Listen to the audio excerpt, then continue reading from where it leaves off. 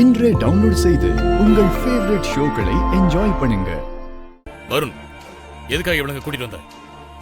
வெண்ணிலா தானப்பா 5 நாள் சாரா இந்த வீட்டில் தங்கட்டும், 2 பேர்ல யாரு பெஸ்ட்னு ப்ரூவ் பண்ணிட்டு அப்புறம் அவங்க கூட வாழுங்கன்னு அதான் கூட்டிட்டு வந்தேன்.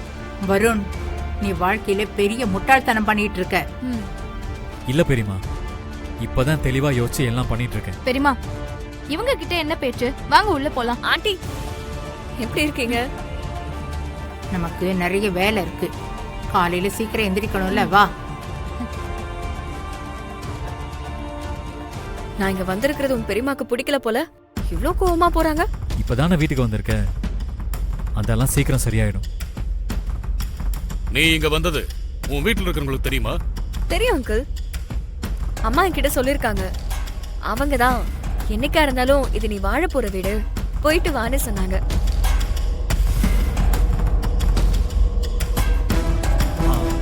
நந்தினி அக்கா. சொல்லுங்க தம்பி. அக்கா, சாரா தங்கறதுக்கு ரூம் ரெடி பண்ண சொன்னே, பண்ணிட்டீங்களா? இந்த ட்ராலியை ரூம்ல கொண்டு போய் வச்சிருங்க. வருண், எனக்கு எதுக்கு தனி ரூம்? நான் உன் ரூம்லயே தங்கிக்கிறேன்.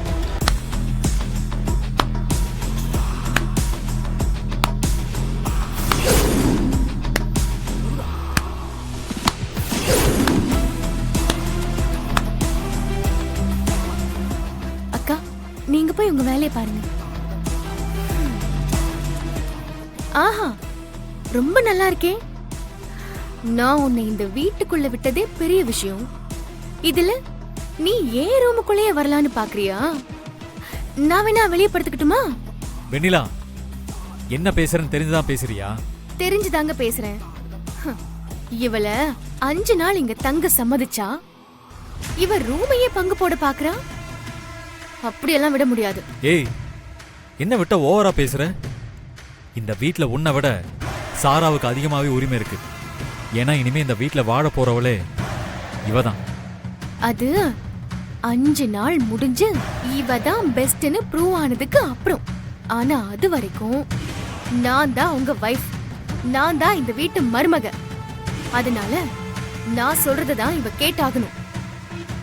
இப்போதைக்கு இவ அந்த ஸ்டோர் ரூம் பக்கத்துல இருக்கிற கெஸ்ட் ரூம்ல தங்கிக்கட்டும், மத்தத அப்புறமா பார்க்கலாம். ஏய் வெண்ணிலா, யார பார்த்து ஸ்டோர் ரூம் பக்கத்துல தங்கிக்க சொல்ற?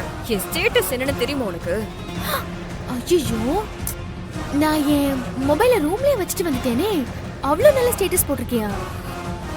ஏய், என்ன திமிரா? சாரா, ப்ளீஸ் அமைதியா இரு. அவ உன்னை ட்ரிகர் பண்ண பாக்குறா. நீ வளைஞ்சு கொடுத்துடாத. இதுதான் நமக்கு கிடைச்சிருக்கிற கோல்டன் ஆப்பர்ச்சுனிட்டி, அதை மிஸ் பண்ணக்கூடாது. இவ இஷ்டத்துக்கு என்ன பத்தி பேசுவா, அதை பார்த்துட்டு நான் அமைதியா இருக்கணுமா? ஒரு 5 நாள் மட்டும் பொறுத்துக்கோ, அப்புறம் எல்லாம் நம்ம இஷ்டம் தான். சரி, வா போலாம்.